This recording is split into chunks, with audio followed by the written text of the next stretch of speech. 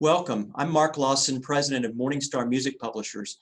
We're very pleased to be able to present this session for the Hymn Society that was supposed to be in Atlanta, Georgia, on the campus of Emory University, but we are in, obviously, our home offices and in our homes. Today, we are going to present the session in which we talk with Dr. Eric Nelson about many of his wonderful hymn arrangements. Dr. Nelson is the Director of Choral Studies at Emory University and has served as Artistic Director of the Atlanta Master Chorale since 1999. Dr. Nelson is not only known for his wonderful conducting, but he's also known for his hymn arrangements that are sung literally around the country.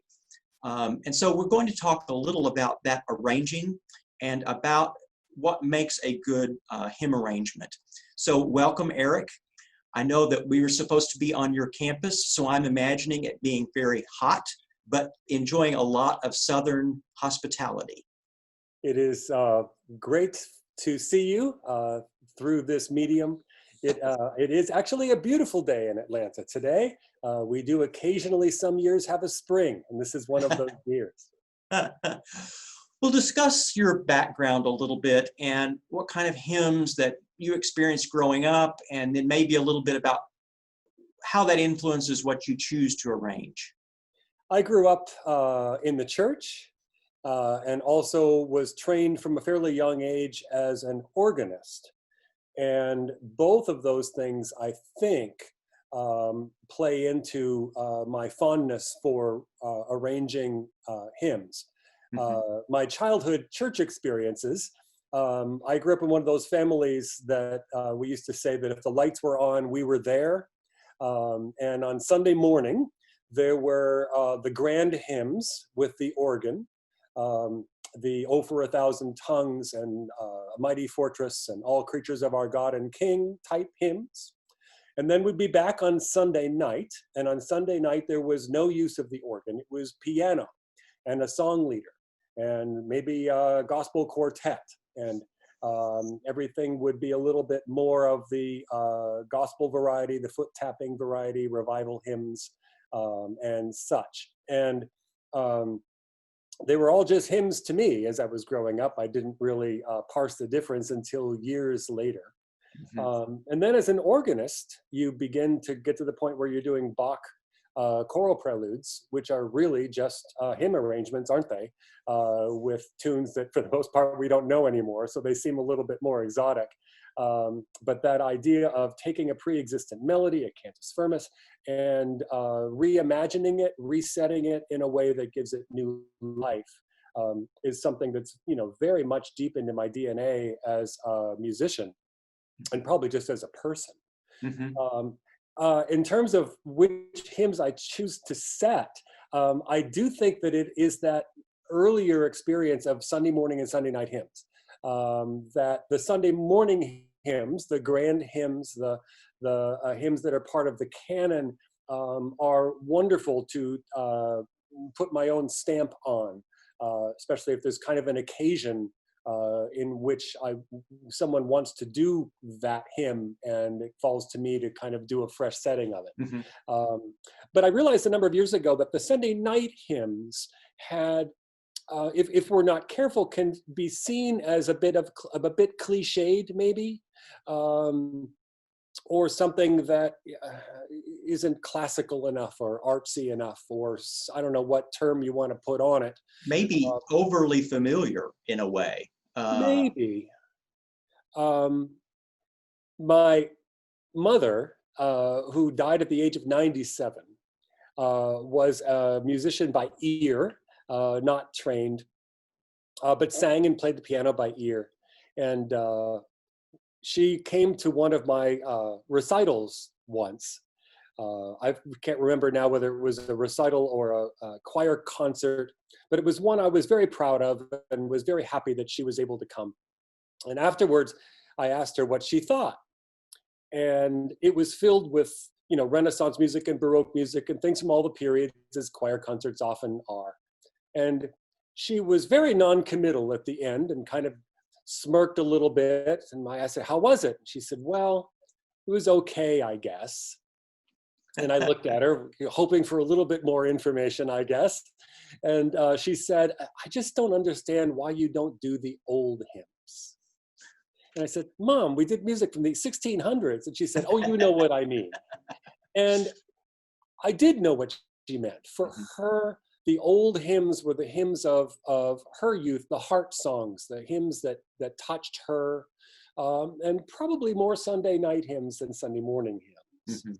And Mhm. so when I've gotten the chance, and certainly I intend to continue to do so, I'm taking a look at some of those hymns that maybe have fallen out of use in big steepled churches um, with beautiful pipe organs and stained glass windows, and find a way to bring them back into the canon, or at least have people look at them again in a fresh way. I Yeah. just think that they express in a very particular and important way humanity's relationship to God. Right.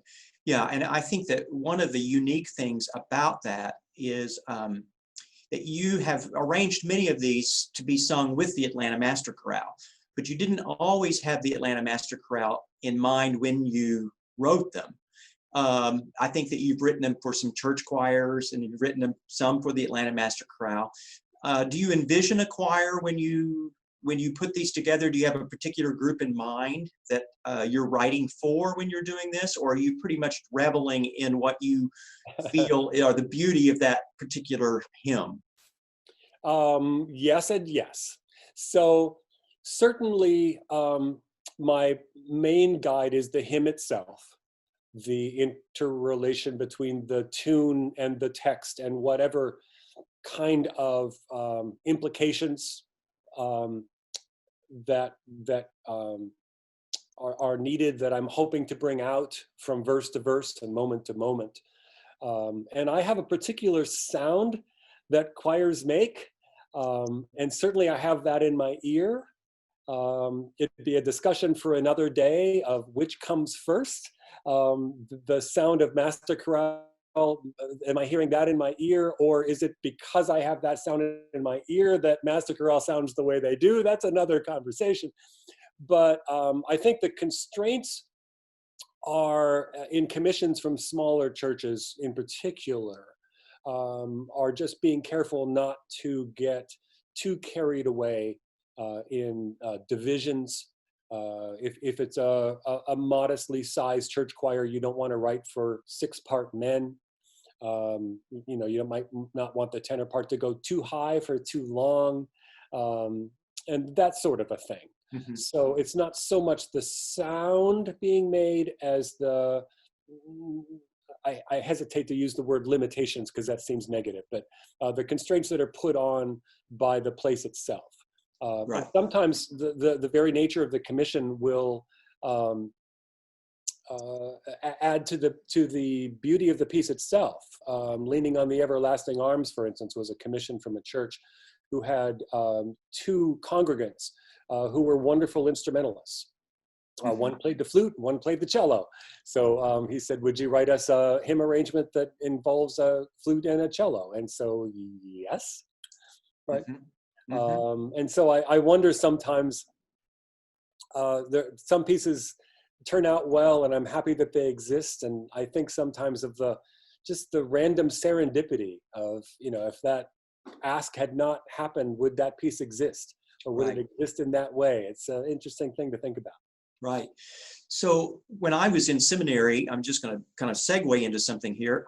When I was in seminary, one of my professors was, and wonderful comment, and I think had something very important to say. He was saying, be careful about doing too many hymn arrangements because you don't want to take some of the words away from the congregation. You want them to sing the things that they know.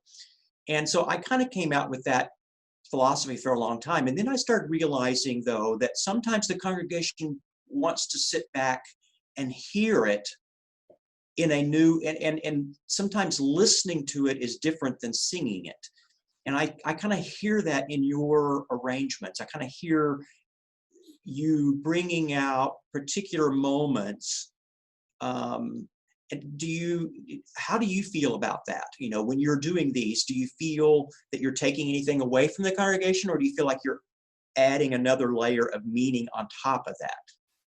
Oh, I think it's definitely the latter. I think that's a really good insight. And I think in the churches that are doing hymn arrangements of this sort, it's not like that means that they're not doing congregational hymns that morning.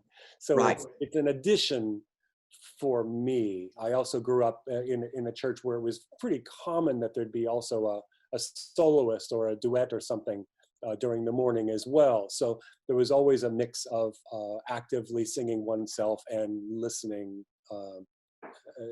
to someone singing to you. Hmm. Um, yeah, it's for me, it's definitely an enhancement. Okay. There is a thrill and a joy in hearing a piece newly composed that you've never heard before, maybe even on a text you've never heard before.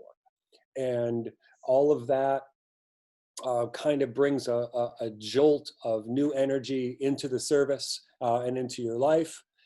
Um, but there is also something wonderful about a new setting of a text that you know.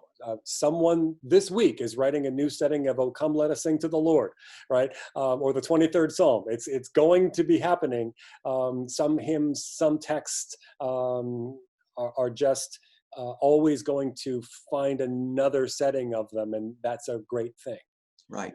But there is something, and I think it's what my mother was getting at. There is something about hearing something that is a tune and a text that you know, that goes, that doesn't need a filter.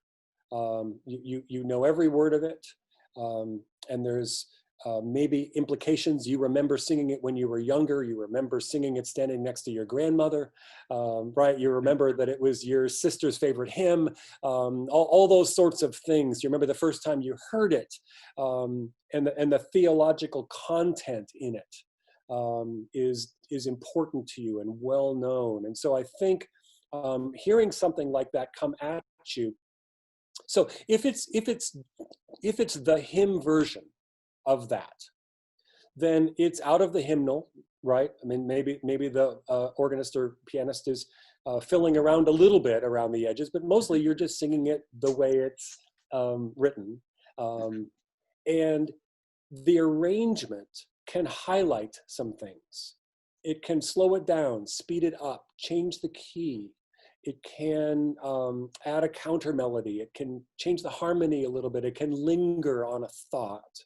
So I think the arrangement has the advantage of adding a craft and an artfulness to bring into more relief the very things that we loved about the hymn in the first place. Yeah, and I've also wondered if congregations sometimes don't sing differently after they've heard a choir sing "Come Thou Fount of Every Blessing" in a more flowing way rather than a strictly rhythmic way, for Right, example, you know, right, and then start feeling it differently, right. actually.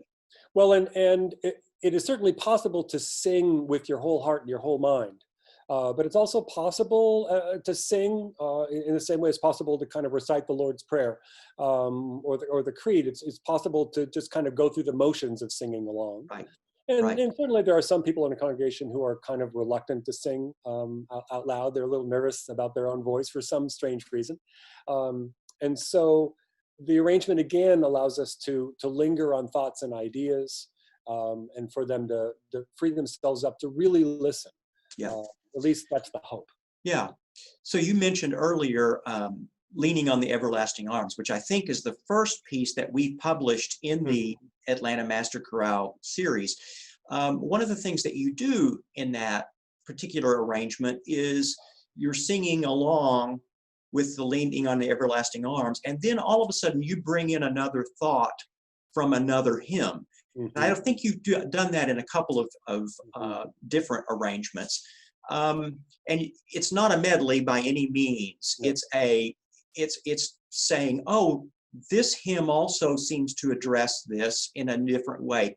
Talk about that just a moment, about what you did there and what you were thinking. Yeah, for those who don't know the hymn or the arrangement, I grew up singing "Leaning on the Everlasting Arms" on Sunday night as a one of those peppy toe tapping songs. What a fellowship, what a joy divine, leaning on the everlasting arms. And it was when I looked at it again, I realized that past that first reference of joy, what a joy divine, that the rest of the text really was about the leaningness. It was comforting and gentle. And I also found the very idea of leaning was not so much a conversion. It wasn't a turning around and going another direction. It was just that kind of needing support of God. Mhm. And so in slowing it down, I felt like the reflective nature of the text came through, even though I didn't change the melody at all. And then there was that moment, I think it's just before the last verse, where it says, "What have I to dread? What have I to fear? Leaning on the everlasting arms."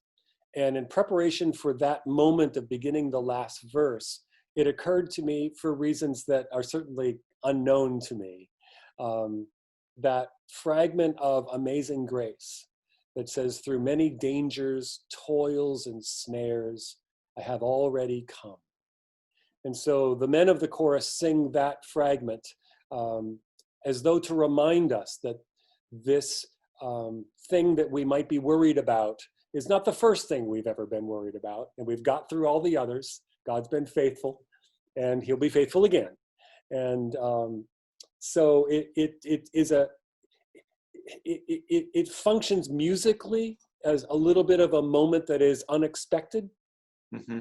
From, here comes another verse, here comes another verse, Right, right. and also kind of just lifts into that moment of faith in a way that I think we all experience when Yeah. there is a little doubt, there is a little worry, and yet there's this moment that comes through song, through prayer, through counsel of a friend, where you kind of get a renewed swell of energy that moves you forward.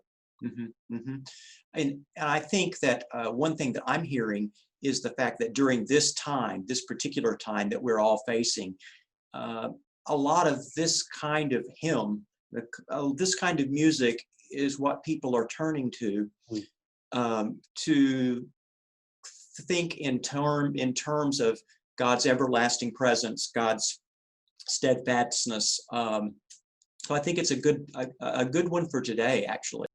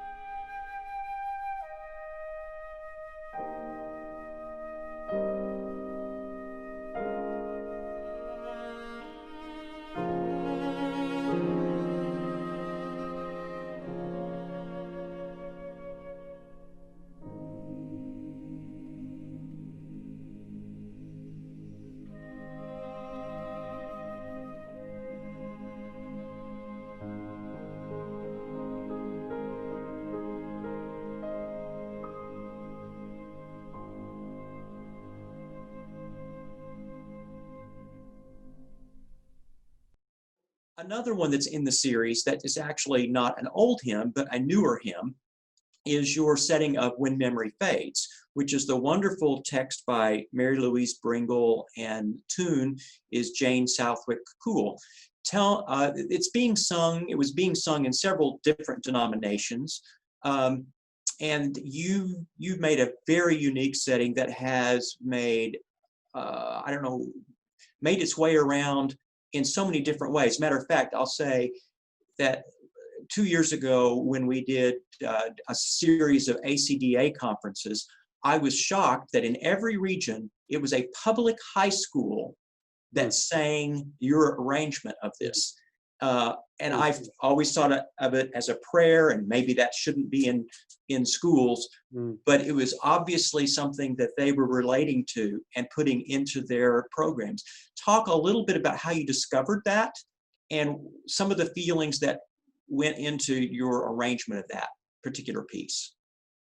I heard Mary Louise Bringle, Mel Bringle, at a conference. I've forgotten now what conference, talking about her texts and her way of writing, probably similar to this, I suspect. And in that day, it was the first I had been introduced to the poem When Memory Fades. And I don't remember now whether it had just been written newly or whether she was being asked about it. But I remember her talking about part of the duties and responsibilities and mission of hymn writers, text hymn writers, was to try to plumb the depths of humans' relationship with God and theology and scripture, and find connections to daily life, modern life. How do we live our life in this world? And she was struck by how many of her friends were dealing with aspects of dementia, and that, as I remember her saying, she couldn't find anybody writing about it. And so she took it upon herself to find some framework in which, or for us, to consider dementia, Alzheimer's, in the context of God's love and our relationship to each other, and what happens when the ones that we love can't remember. And my goodness, it's just one of the most brilliant texts of our time. And in every way, as you consider that, God's love never changes, God remembers, that the works of the good work that was done by these people who now can't remember it are still there. Everything about it is, on one hand, tremendously comforting and just devastatingly difficult to ponder. And so I had been moved by hearing her talk about that, but I really just thought of it as words. And then the tune that Jane Southwick Cool wrote to go with it came across my desk. And I remember playing it through, and I wrote on the cover in capital letters and circled it, text. I have a little file of pieces that I come across where the music doesn't quite work for me, but the text is great. And that file for me is take a look at this later and see whether I might take a shot at it. And so I put it in that pile.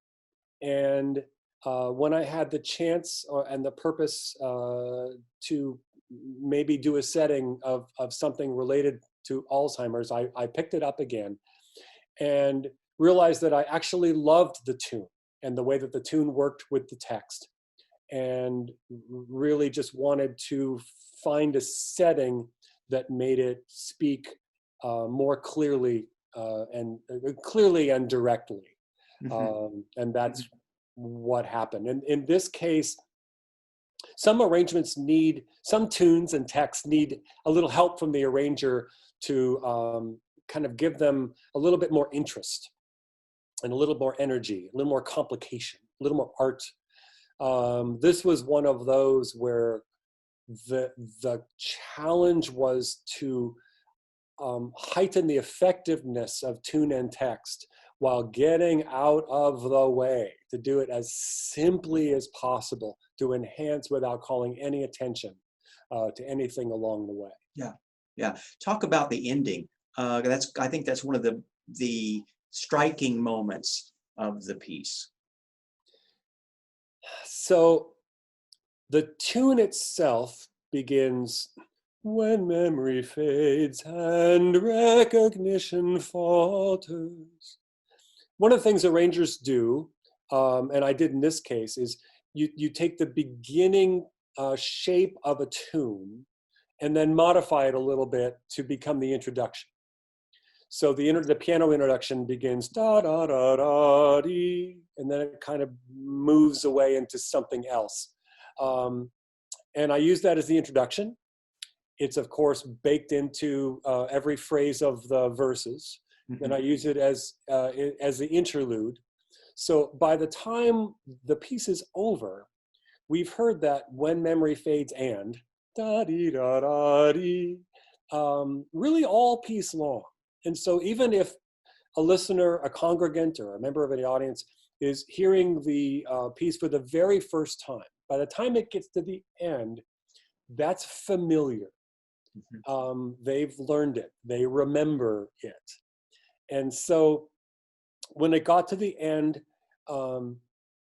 just to demonstrate this idea of the very nature of the disease, that the thing that you knew you start to lose your grip on, you can't remember what comes next. I did that phrase again at the very end, and then repeated it with one less note, with a bit of a pause, as though we're trying to remember it, and then started back to the beginning of the phrase again with one less note. And then there was no, as there often is in arrangements, there was no final major chord. Just that searching for the next note that we can't remember is where we left it. Yeah. I hoped as an arranger that at least the conductor would notice that had happened. But I felt like that moment, that fragment felt right to me, even if the connection was not overtly made. It still felt right to me as an arranger. So if no one ever noticed, I was okay with that. Well, I've heard the setting done a number of times with great choirs, your choir, the St. Olaf choir, many choirs. And I think that moment is quite special when it's done very well. And I remember your choir singing it in Minneapolis for the National ACDA convention, and how people lined up afterward, not only to thank you for the whole program, but how many had a particular story about that piece. And they felt that they wanted to say something to you about thanking you for that. And that meant a lot, just to see the reaction of people in that setting. I think it's extraordinary. I think that maybe is an extreme example of what an arranger is trying to do in every arrangement, in every piece. Whether that is a reminder of a moment of theology, or a moment of joy, or a moment of poignancy. I think you're trying to bring out and enhance the very nature of what's embodied in that text and that tune and that harmonic mood, and just you're just trying to, and if people can experience the truth of that, the beauty of it again, that's as good as it gets. That's kind of our purpose.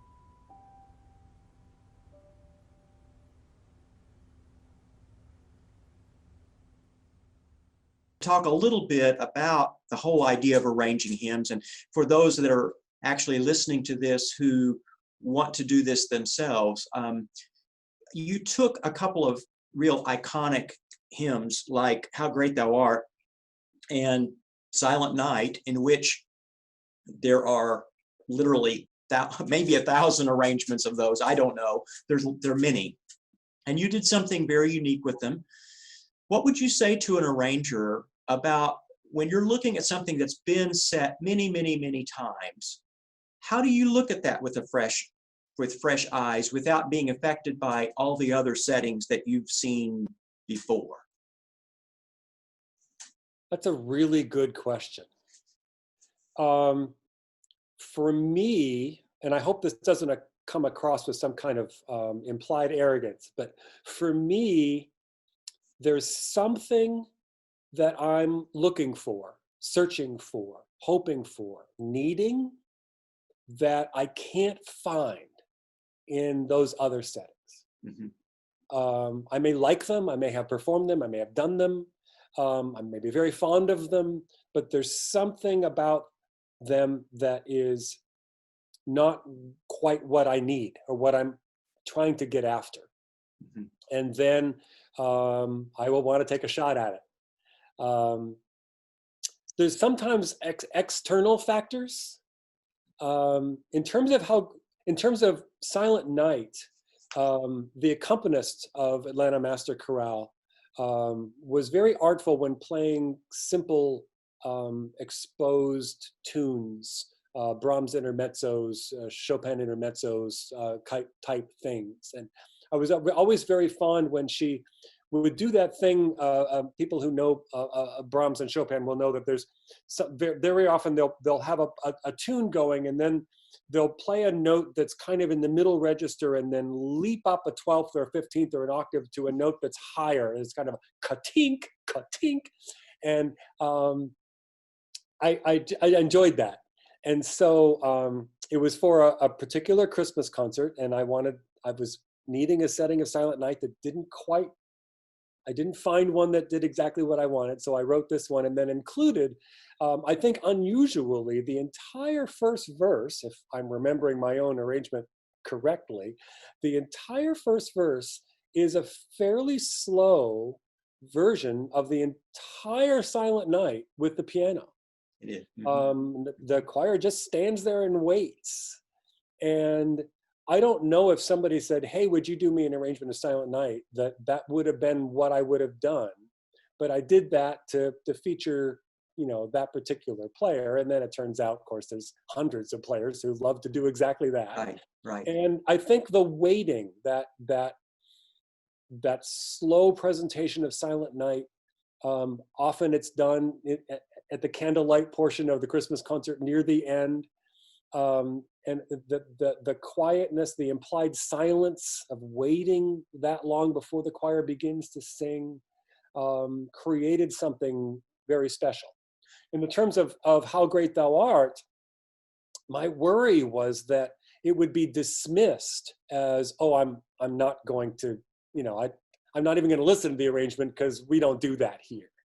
And so it was intentional that I did the arrangement not for piano, but for organ and brass quintet and timpani, right? It's the Vaughan Williams, oh, clap your hands kind of, feeling of Episcopal church kind of brass and organ. And I intentionally did that to kind of signal that I'm intending this hymn to be recast as a Sunday morning hymn. And so, and then you just roll up your sleeves and try to make it work.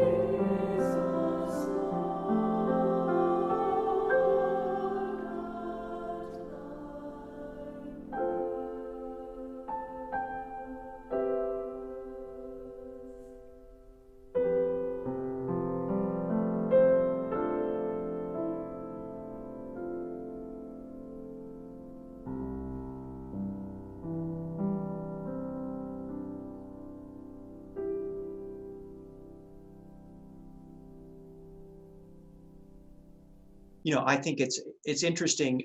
Being a publisher, I see thousands of manuscripts every year, and many of the things that I receive are arrangements of things that have already been set.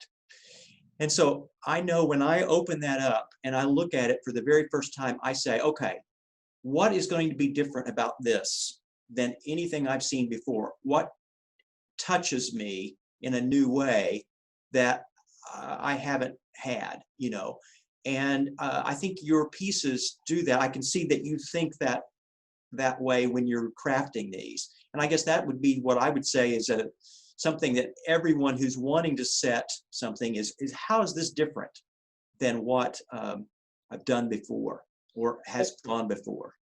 Yeah, thank you, Mark. And that's a very subtle thing, isn't it? Yes. Because you want to be fresh, but not for its own sake. Right. You want the melody to be recognizable. You want the harmonies to lift and move you from place to place without being off-putting, and it's a very It's tricky. difficult road, very tricky thing to make work. Mm-hmm. And I remember I had a composition teacher in college, wonderful musician, wonderful composer. This was in the late 70s, and he would write very complicated hymn arrangements where you could barely recognize the tune at any point. You'd almost have to get in there with a magnifying glass and circle, oh, there's a D and there's a G, so that must be the fourth. And from an artistic standpoint, a creative standpoint, it was great stuff. We enjoyed kind of in college choir, kind of making them all work. But trying to find something that is achievable, singable, enjoyable, heartfelt, yet still fresh. Walking that line is really subjective, and I spend a lot of time trying to find, kind of in my own internal composition editing process. Right. Deciding that this verse, this setting of this verse needs a little help because it's too ordinary. Right. Yeah. Or that thing I did was really more about me showing off than actually helping the text. So I'm going to go back and simplify that out. Right. And certainly for young composers, there's some obvious things to always keep in mind, just adding variety to the ear. It's going from higher voices to lower voices, unison moments to parts, 2 parts soprano alto and 2 parts alto tenor for changes. Adding in 1 part, then 2 part, then 3 parts, then 4 parts. There's just so many things that you can do that are, I guess, stock things for people to do, but they really do make a difference. Every now and then, as a conductor looking for new music, something will come across my desk, and it'll just be the same thing for 5 verses. It's just, there needs to be some journey in it. Right. I'm going to kind of close with this because I know we're about out of time. But one thing I also think that's important in a hymn arrangement, and I think you do a very good job with this, is that when you do something that's based on a familiar hymn, the congregation has ownership. That it's like that's one of my hymns. I know that hymn. So they're in dialogue with you, even when you're singing, in a way that is different than if they'd never heard that piece before. And you've got an instant connection that you then kind of have to hold and keep, because they may be with you early and not stay with you. It's like, oh, well, he went off the rails there, so but I think that your pieces engage them deeply. And that's one thing I really greatly appreciate about the work that you've done. I feel like the congregation becomes more engaged in the piece as it goes along. And that's a gift. Yeah, thank you, Mark. That's a huge compliment and a beautifully put. I agree with that completely.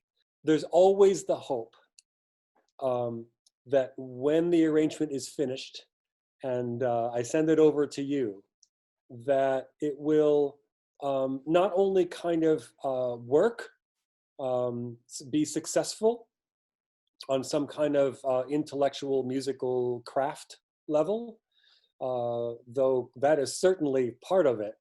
But there's just the hope that there will be something in it, that somehow there'll be something that where the Spirit descends and inhabits it. Yeah. And I don't think that happens every time, but that's always the hope. That's good. That's good. Well, thank you so much for visiting with us. And let me just tell people that if you'd like to explore things in the series, there are several ways to do it. There are wonderful videos on the Atlanta Master Chorale YouTube channel. We also have them, many of them, on our YouTube channel at Morningstar. Plus, you can also go to the Morningstar website, and if you choose to go into the choral section of the website, on the left-hand side, you can pull down a button called Series, Choral Series, and you can find all the pieces in the Atlanta Master Chorale series with one simple click. And so we invite you to explore those. So thank you very much, Eric, for taking time to visit with us, and we wish our very best for you as you get back to singing before too long. Thank you. Stay well. So, all right, thank you.